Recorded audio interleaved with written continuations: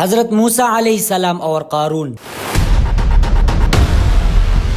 بنی اسرائیل میں ایک بہت بڑا متمول شخص تھا۔ قرآن عزیز نے اس کا نام قارون بتایا ہے۔ اس کے خزانے زرو جواہرات سے بھری ہوئی تھی اور قوی مزدوروں کی جماعت بمشکل اس خزانوں کی کنجیاں اٹھا سکتی تھی۔ اس تمول اور سرمایہ داری نے اس کو بے حد مغرور بنا دیا تھا اور وہ دولت کے نشے میں اس قدر چور تھا کہ اپنے عزیز و قرابت داروں اور قوم کے افراد کو حقیر اور ذلیل سمجھتا اور ان سے حقارت کے ساتھ پیش آتا تھا۔ حضرت موسیٰ علیہ السلام اور ان کی قوم نے ایک مرتبہ اس کو نصیحت کی کہ اللہ تعالیٰ نے تجھ کو بے شمار دولت و ثروت بخشی ہے اور عزت و حشمت عطا فرمائی ہے، لہٰذا اس کا شکر ادا کر اور مالی حقوق، زکوٰۃ و صدقات دے کر غرباء، فقراء اور مساکین کی مدد کر۔ خدا کو بھول جانا اور اس کے احکام کی خلاف ورزی کرنا اخلاق و شرافت دونوں کے لحاظ سے سخت ناشکری اور سرکشی ہے۔ اس کی دی ہوئی عزت کا یہ صلہ نہیں ہونا چاہیے کہ تم کمزوروں اور ضعیفوں کو حقیر و ذلیل سمجھنے لگے اور غریبوں اور عزیزوں کے ساتھ نفرت سے پیش آئے۔ قارون کے جذبہ خود پرستی کو حضرت موسیٰ علیہ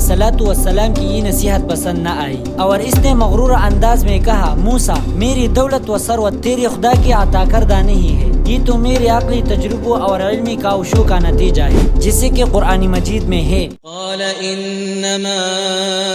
اوتیته على علم عندی،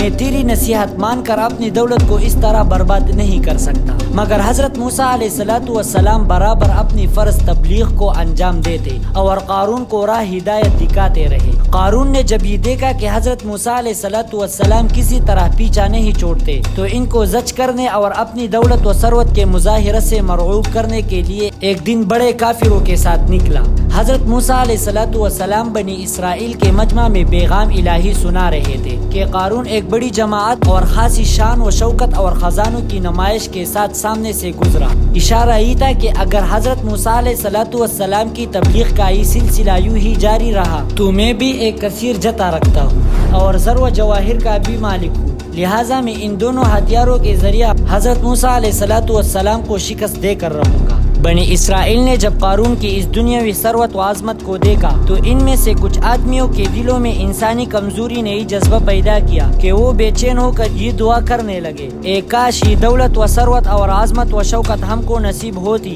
مگر بنی اسرائیل کے ارباب بصیرت نے فوراً مداخلت کی اور ان سے کہنے لگے، خبردار، اس دنیاوی زیب و زینت پر نہ جانا اور اس کے لالچ میں گرفتار نہ ہو، تم ان قریب دیکھو گے کہ اس دولت و ثروت کا انجام کیا ہونے والا ہے۔ آخر جب قارون نے تکبر کے خوب مظاہرے کر لیے اور حضرت موسیٰ علیہ السلام اور بنی اسرائیل کے مسلمانوں کی تحقیر و تذلیل میں کافی سے زیادہ زور لگایا تو اب غیرت حق حرکت میں آئی اور پاداش عمل کے فطری قانون نے اپنا ہاتھ آگے بڑھایا اور قارون اور اس کی دولت پر خدا کا یہ اٹل فیصلہ ناطق کر دیا، جیسے کہ قرآن کریم میں ہے، فخسفنا به وبداره الارض، ہم نے قارون اور اس کے سرمایہ کدہ کو زمین کے اندر دنسا دیا اور بنی اسرائیل کی آنکھوں نے دیکھا کہ نہ غرور باقی رہا نہ سامان باقی رہا، سب کو زمین نے نکل کر عبرت کا نشان بنایا، جیسا کہ قرآن مجید میں ہے، اور بلا شبہ ہم نے موسیٰ کو اپنی نشانیاں اور ظاہر و زبردست حجت دے کر فرعون،